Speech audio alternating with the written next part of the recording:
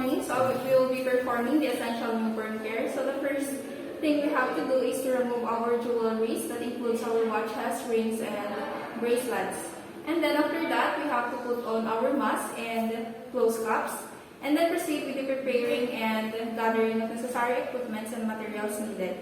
So in a linear sequence, first, we have here 2 pairs of gloves, our instrument clamps, scissor, the bonnet of the baby, as well as a dry linen.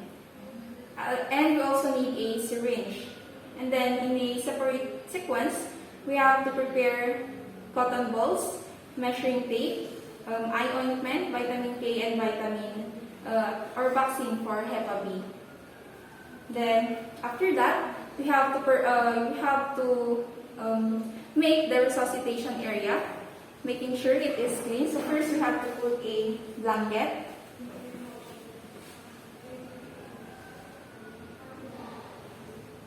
So we have to place the blanket this way.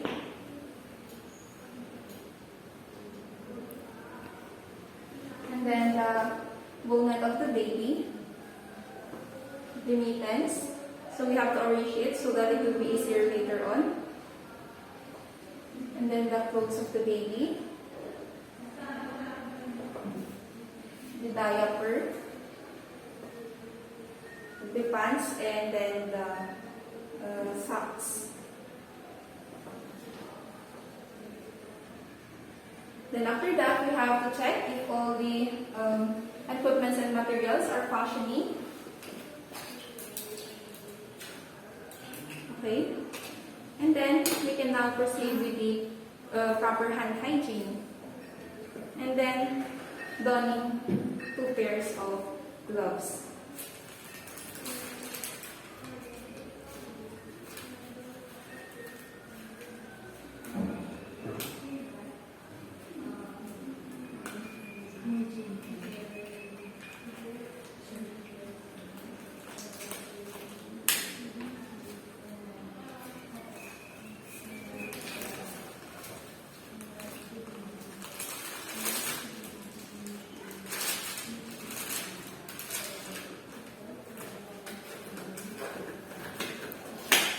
Then since we are already wearing, we can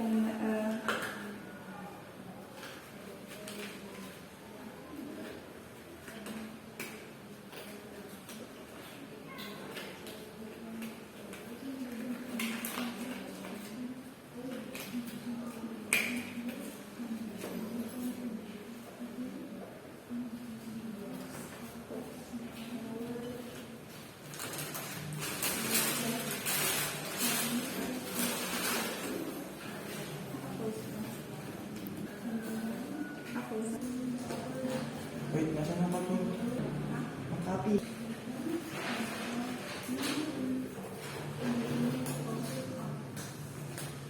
So since we are already wearing our gloves, we can now place a dry linen on top of the mother's abdomen to be used in the drying of the baby.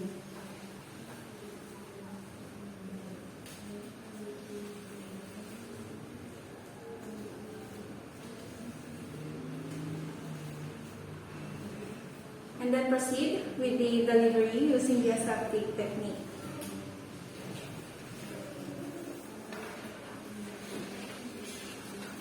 So if the baby is out, we have to call out the time and the sex of the baby. So baby out, 10:30 a.m. and it's a baby boy. Then after that, place the baby on top of the mother's abdomen and then proceed with the thorough drying. First, we have to wipe the mouth of the baby, the nose, the whole face, the neck, the arms, and then the lower trunks. And then we can stimulate crying by rubbing the insoles of the baby or the back of the baby. And then we also have to check for the breathing of the baby. And then proceed with the Apgar scoring. Then after that, we have to remove the dry linen or the soiled linen and then place the baby on top of the mother's chest to promote skin-to-skin contact.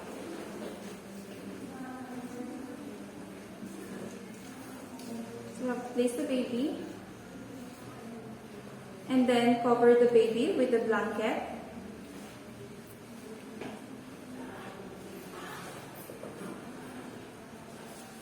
And then put on the bonnet of the baby.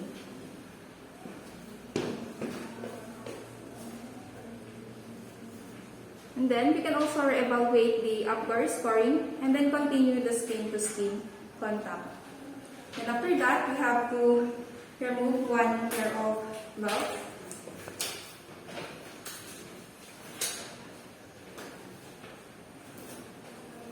And then proceed with the proper cord clamping and cutting. So, mother, I have to do something with your baby. So, may arbaho.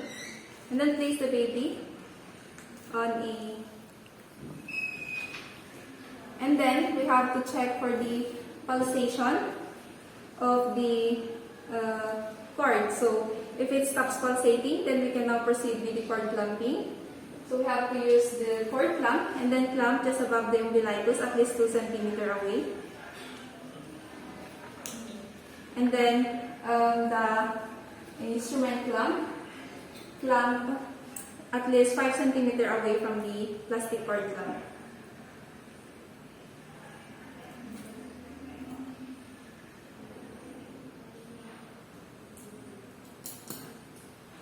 And then, cut the cord using the serial technique.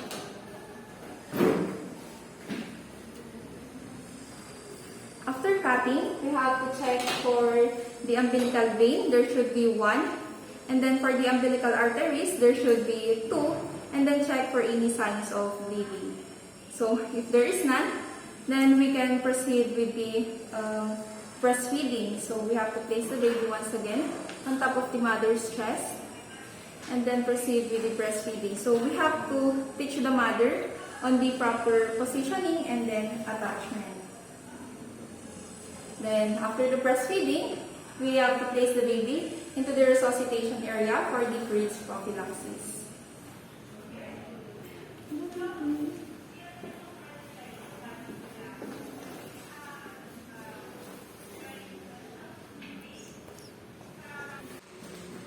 So now moving on to the non-time bounded procedure. So assuming that I'm already on my gloves and I'm going to be administering the crease prophylaxis. So since we will not be necessary equipment, and assuming I already have my gloves on, and now we're going to administer the crease prophylaxis. The first is to get the ointment. So just also assuming this is the ointment. Then the next thing we're going to do is to use our thumb and index finger to open the eyes of the newborn and then squeeze the ointment, starting from the inner canthus to the outer. And do it on the other side of the eye. Okay. Now we're going to put the name band or ID of the newborn and its mother on the wrist or the ankles of the newborn. And then we're going now to measure the length, the head and chest circumference of the baby.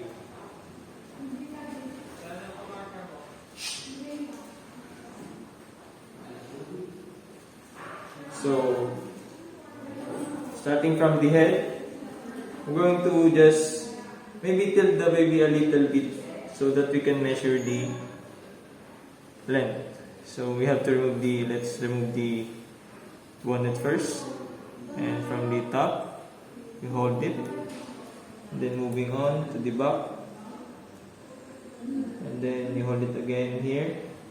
You can release it already there. Then now, here, hold. Again until we reach the soles of the baby. So it's 51 centimeters. Then now we're going to measure the head circumference. So just above the eyebrows. And that's 32 centimeters. Then just release the tape measure and then pull it downwards first. And then here we go.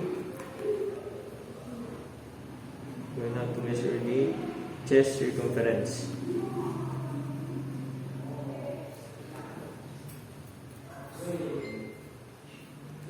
So the circumference is also 31 centimeters. Now we're going to remove the tape measure. And put it back. And now we're going to take the core temperature, baseline core temperature of the baby using our thermometer.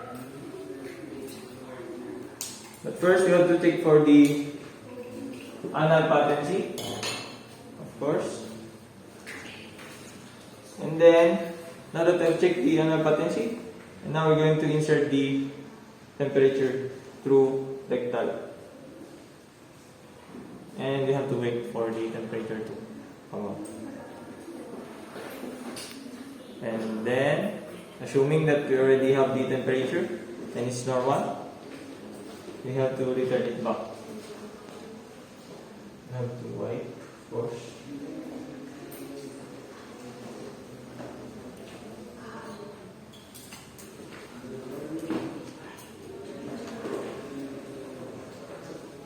And then now, we do not have the weighing scale, so we'll just assume that this is already a weighing scale, but we have to be thoroughly careful in lifting the baby and putting it on the weighing scale. So, just assuming also we already got the weight of the baby, now we're going to examine the baby physically thoroughly. And after examining the baby physically, what we're going to do now is to administer the vitamin K and the Hepa B. But first, we already have here some prepared. Okay, so first is the vitamin K and the wipes. Of course, the first thing that we're going to do here is to wipe the area where we are going to inject the vitamin K, which is the vastus lateralis of the left leg of our baby, left thigh. Remove, then wipe, and then insert. Wait, behind this. Squeeze and insert. Then support, retract, then push, pull, and that's it.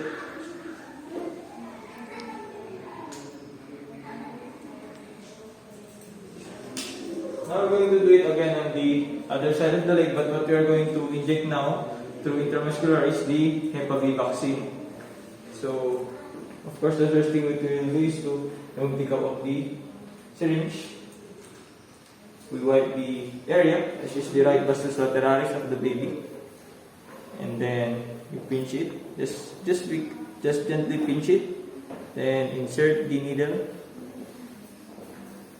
support, retract again, and then push and remove the needle carefully.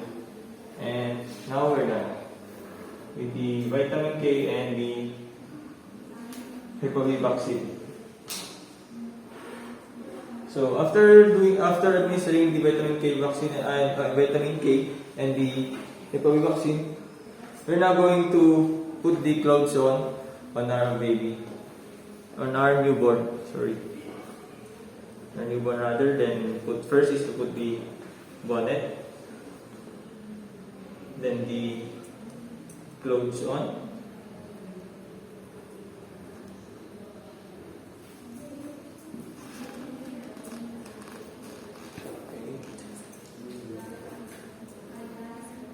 You have to do it carefully because, of course, the babies are very fragile.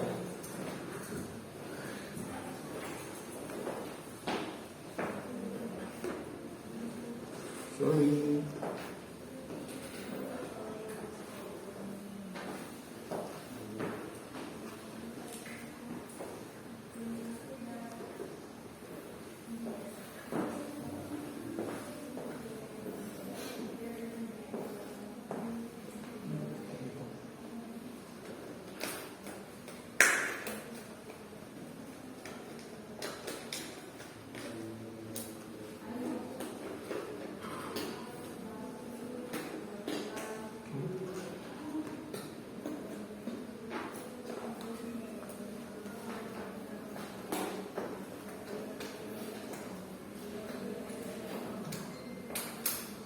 after putting the clothes, you have to put the mittens, which is the gloves of our newborn. Now,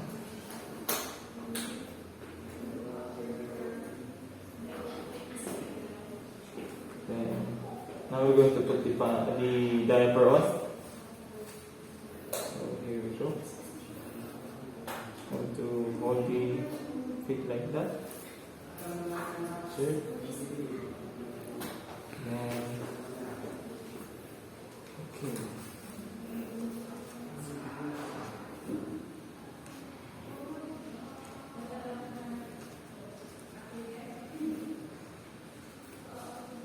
Okay. And now we're done with the diaper. We're going now to put the pants on.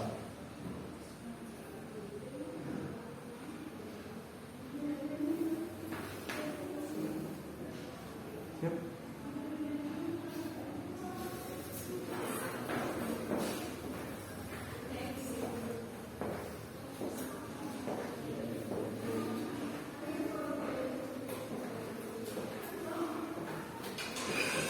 And now the socks.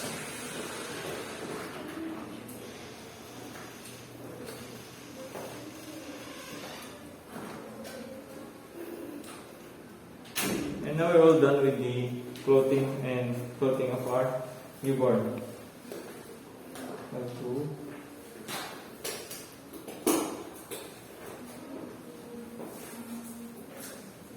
And that's it. And then after that, we're going to do the proper care of the materials that we use. And thank you.